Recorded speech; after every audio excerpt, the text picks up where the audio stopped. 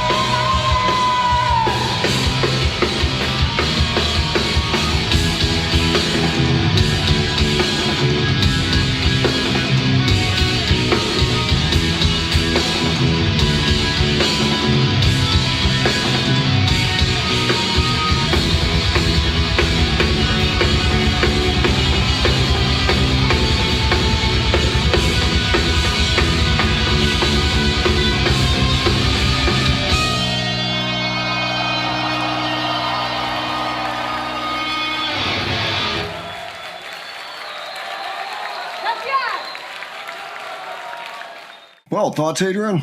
Oh God, I was just floored by it. Yeah.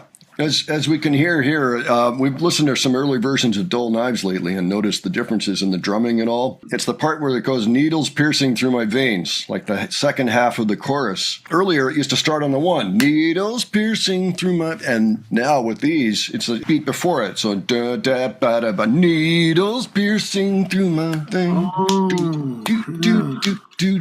You know, so it's offbeat. That's probably why I was noticing it so much when when it was the original way, when they came up on the one instead of on the beat before. You know, sophisticated little change there. Audience seemed to enjoy it quite a bit.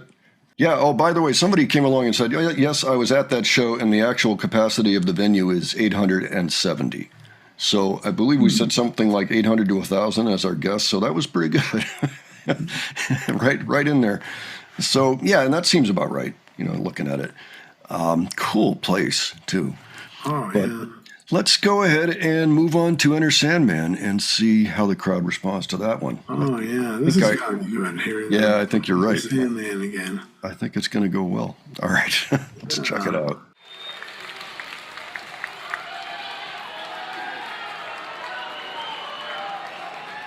Hydration is very important. Esta siguiente canción fue parte de un proyecto del que participamos. Yes.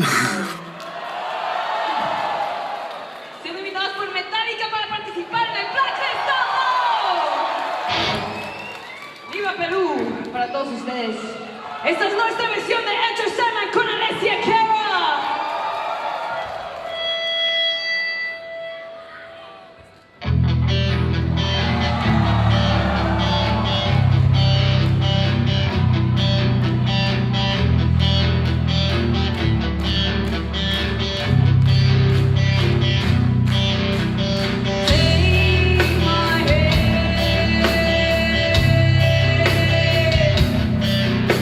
Take my